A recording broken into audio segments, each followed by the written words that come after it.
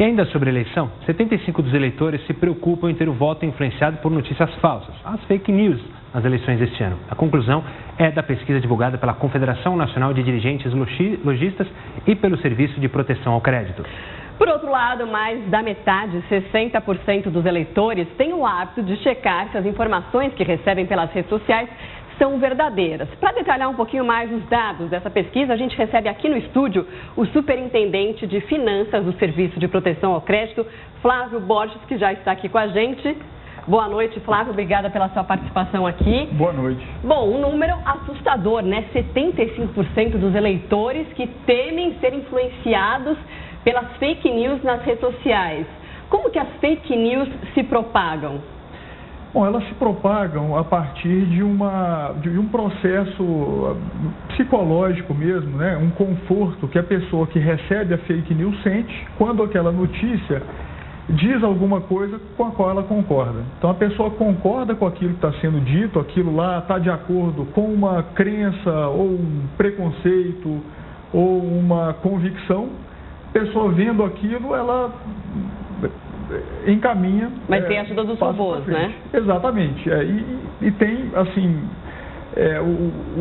uma série de mecanismos, né, que foram utilizados, a gente viu nos Estados Unidos, né, com a eleição do Donald Trump, no Brexit, né, na Inglaterra, que é a utilização de robôs que repercutem essa fake news em larga escala, dando a sensação a todas as pessoas de que aquilo lá é uma verdade compartilhada por muita gente. De uma maneira bem simplória, bem popular, a gente pode dizer claramente que as fake news nada mais são do que as fofocas que existiram na nossa humanidade inteira, que formaram a humanidade, só que adaptada para o século que a gente vive hoje. Exatamente, e com um agravante. As pessoas acreditam muito nisso, né? Nós perguntamos na nossa pesquisa até que ponto as informações das redes sociais contribuem para o convencimento das pessoas a respeito de questões relacionadas à eleição. De 0 a 10, a média foi 6,6, ou seja, é elevada. E entre a população mais idosa, né, nossa faixa é superior acima dos 55 anos, esse percentual chega quase no 7,5. Então as pessoas usam as redes sociais para formar suas opiniões sobre os candidatos e essas fake news estão lá sendo potencializadas por robôs, sendo publicadas indiscriminadamente, sem revelação de autoria, sem nada, né? Bom, vocês avaliaram vários aspectos dessa pesquisa, né, de como que os eleitores se comportam nas redes sociais.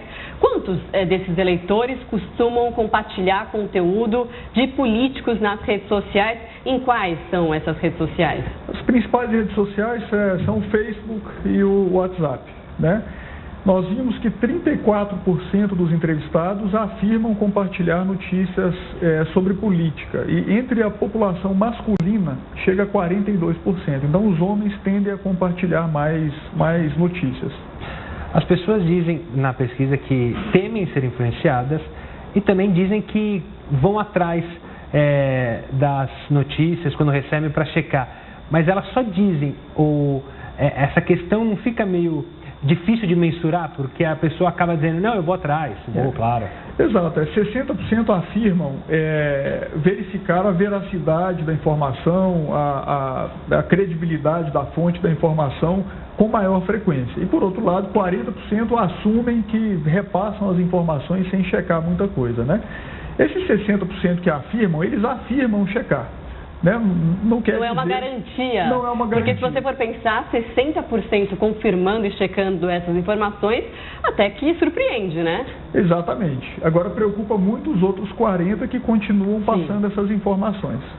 Né? Isso faz com que esse recurso, infelizmente, ele continue sendo utilizado. E por mais que haja agências checando essas fake news, campanhas, como a própria campanha da CNDL contra as fake news, existe uma coisa que é o impacto que essa notícia causa no momento que ela é compartilhada. Então, por mais que isso seja desmentido depois, quer dizer, se uma fake news for divulgada hoje e tomar grande repercussão, a eleição é domingo, né? Quer dizer, se alguém desmentir ela segunda, terça-feira, já não deu tempo mais, né? O voto foi influenciado pela mentira. Durante esse período pré-eleitoral, muito se falava sobre a importância da TV, a importância da internet, a importância da propaganda política. Vocês também fizeram um estudo e mostraram que a TV ainda é um ponto de confiabilidade das pessoas. As pessoas se agarram mais à TV. Enquanto isso, a propaganda política, para pouca gente, influencia, não? Exatamente. As pessoas afirmam que o debate entre os candidatos ainda os debates, né, são as principais formas de informação sobre os candidatos. Né? Mas a internet, as redes sociais, né, o WhatsApp tem tomado uma proporção gigantesca. Né? Por quê? Né? E aí a gente viu na eleição do Donald Trump. Porque a informação na rede social, ela chega adaptada ao perfil daquele usuário. Né? Então, se há uma boa leitura do perfil daqueles usuários, essa informação pode chegar de forma muito mais direcionada.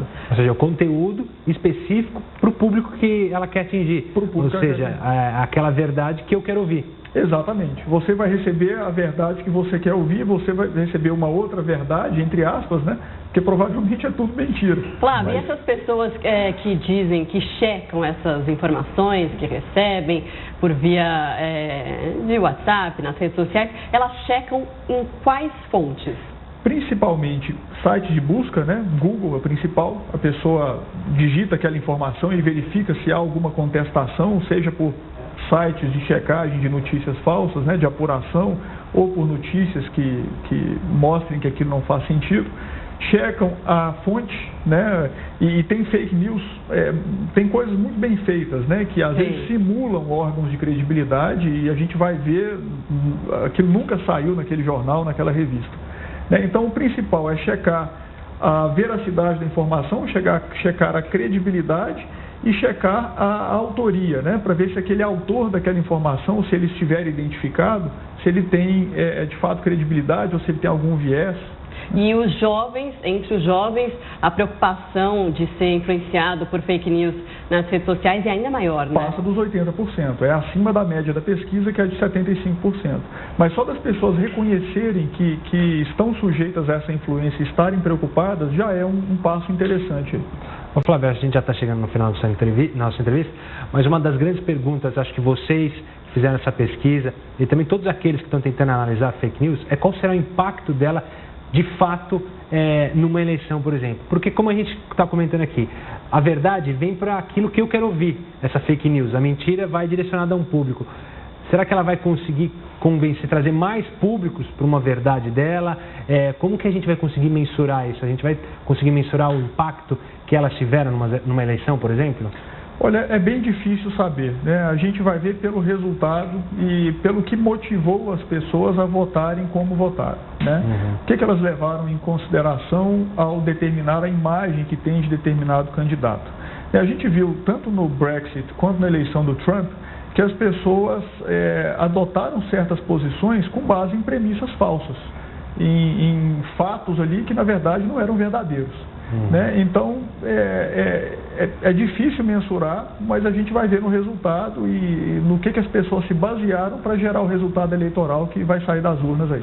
Tá certo. A gente conversou com Flávio Borges, superintendente de finanças do Serviço de Proteção ao Crédito, falando sobre essa pesquisa que mostra que 75% dos eleitores estão preocupados de serem influenciados pelas fake news nas eleições deste ano. Obrigada e até uma próxima oportunidade. Boa noite. Eu que agradeço. Boa noite. Obrigado, Flávio.